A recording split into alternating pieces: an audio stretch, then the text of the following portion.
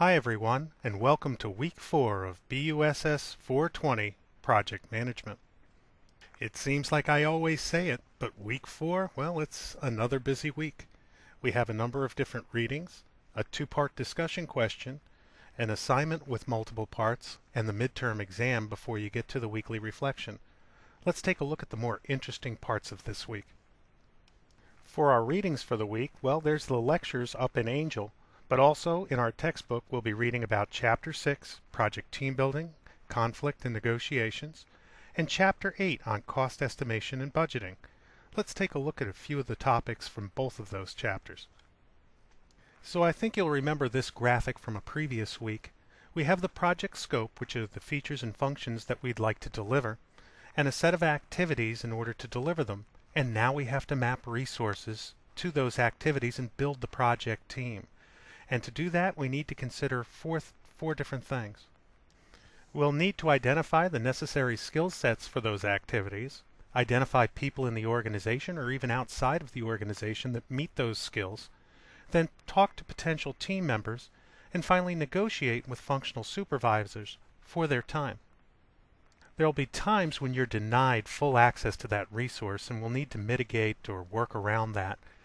And some strategies for that are to try and get partial assistance, to adjust your schedules and budgets and priorities throughout the organization, and notify top management of those impacts. Either way, if you're denied the resources necessary for your project, you should know that the time constraint will go up, it'll take more time, and it'll probably take more budget as well. Now, each of the activities on your projects, well, they'll lead to a deliverable. And when you're building a project team, it's necessary to map out the responsibilities for each of those activities or deliverables on or part of your project plan. And we have a mechanism we use to do that. It's called RACI. It's a responsibility matrix where you identify who's responsible for the deliverable, who's accountable to actually do the work, who's consulted to help complete the work, and who needs to be informed of the status or progress of a particular action or deliverable. So now you have your team members and you have a general idea of their roles and responsibilities. Now it's time to actually form that group, and the stages in group development have been well documented, and probably the best is by Dr. Bruce Tuckman. Now, he published his Forming, Storming, Norming, and Performing model way back in 1965, and later he added a 5th stage called Adjourning in the 1970s. Let's take a look at each of these stages. When the team first gets together, that's the forming stage.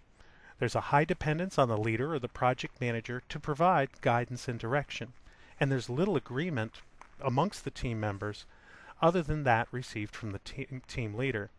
Individual roles and responsibilities are unclear, but that's where the RACI responsibility matrix can come and help. The second stage of group development is storming. That's an ugly stage. Decisions don't come easily as team members vie for positions as they attempt to establish themselves in relationship to other team members and the leader himself.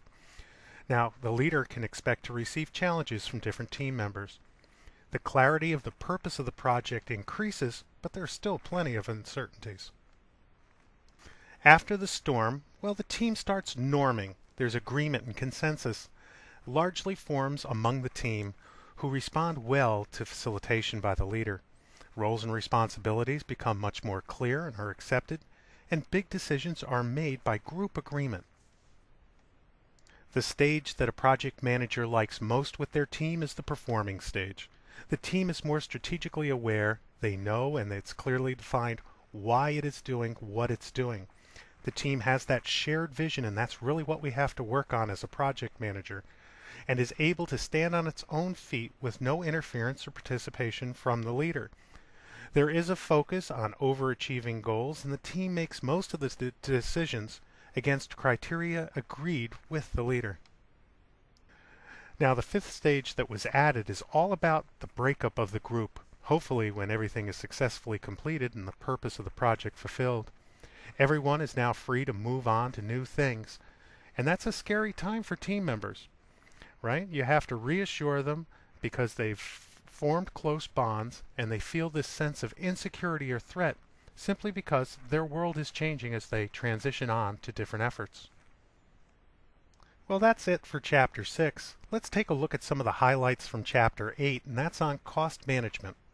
And let's take a look at some common sources of project costs. One of the common sources is labor, either employees or subcontractors. A second common cost are materials, all those things that go into the project or the deliverables that we're building. There are other types of common costs, such as the equipment and the facilities that we use. For some projects, we have to include travel expenses as common sources of costs. And if we don't have the skill set at the beginning of a project in order to complete the activities involved, we'll have to include training as another common cost. And when we take a look at costs, well, they can be divided into another two categories, direct costs versus indirect costs. Now, direct are clearly assigned to the activities of the project and most likely identified as labor and materials. But there are a number of indirect costs assigned to maintain the business, such as overhead for utilities and taxes, and expenses associated with selling, such as administration, advertising, and the benefits we all receive. So now let's put ourselves in the role of a project manager trying to develop the costs for a 3-person project, with a project manager, a software engineer, and a tester. Now we know their hourly rates and the hours needed to complete the activities, so we can determine what the total cost is, and here it's a little under $6,000. But we have to also take into account some of those indirect costs. Maybe it's an overhead charge, which adds to the total cost, and now we're closer to $8,000. We may also have to include a multiplier for personal time. We could see the total costs, well, now it's up above $8,500. That's quite a ways away from where we started when we only concerned ourselves with direct costs. So let's take a look at our discussion for the week. It's about conflict resolution and project failure. It's 2 parts, and the first part reads, using the methods of conflict resolution provided in the link below, and there's a link right up there in our discussion forum, illustrate how you would identify and resolve an interpersonal conflict encountered in a current or recent professional conflict situation. Also include in your analysis the cause of this particular conflict. How would you handle it differently in the future based on the tips provided in that document? Now the second part is all about a London Millennium Dome case that's in Chapter 8. Now what were the main lessons learned from this project cost estimation failure, and it certainly was. Was the failure of revenue estimation or simply excessive optimism by the British government? To provide a little background to the first part of our discussion, understanding conflict, let's understand the different roles involved in a conflict situation, and there are a number of unproductive roles. In a conflict situation, you may find a persecutor and a victim, and someone who comes to the aid of the victim known as a rescuer. And you'll read about each of these roles right there in that link in our discussion forum. And in that paper, you'll read about a number of different approaches to conflict resolution.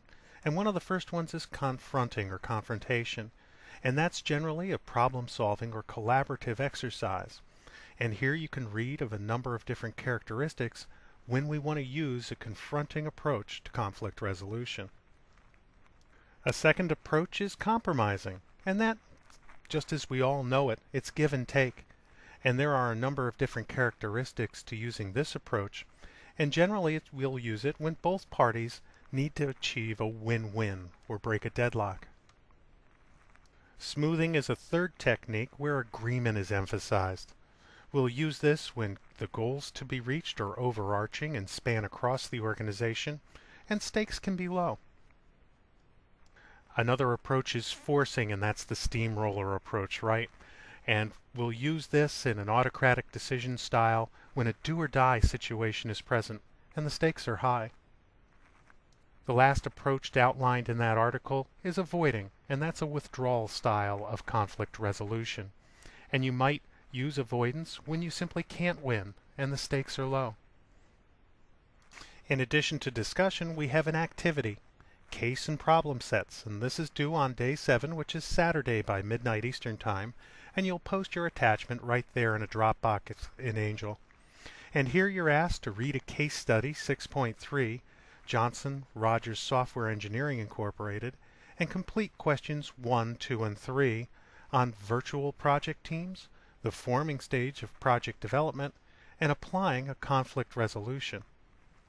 Another part of that activity, well, they're problem sets from Chapter 8.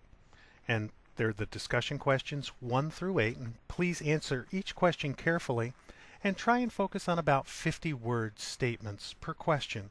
Please incorporate your personal or professional experiences that relate to each of the questions. And then finally, there are 3 problems at the end of Chapter 8 that you'll also complete for this assignment. A large activity for this week is the midterm exam, also due on day 7, which is Saturday by midnight Eastern Time, and it's an assessment type activity up in Angel. Now here it's only on chapters 1 through 8. You'll be asked 25 questions. They'll be worth 4 points apiece for a total of 100, and they'll be true, false, multiple choice, and fill in the blank type questions. Now you only have one attempt and you can't go back through the test, so please be sure to complete each question as it's presented to you. Now you have an unlimited amount of time to complete this midterm, so you'll want to make sure that you're in a good place with your computer and your internet connection, that it's quiet, and everything is right for you to sit down and take this midterm.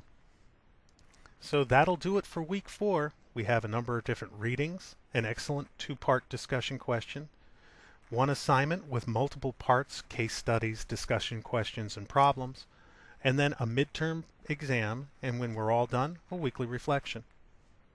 Well, thank you all, and if you have any questions, you can email me or post up your question to an appropriate forum. We have a number of different ones up in Angel. So I wish you all a fantastic week.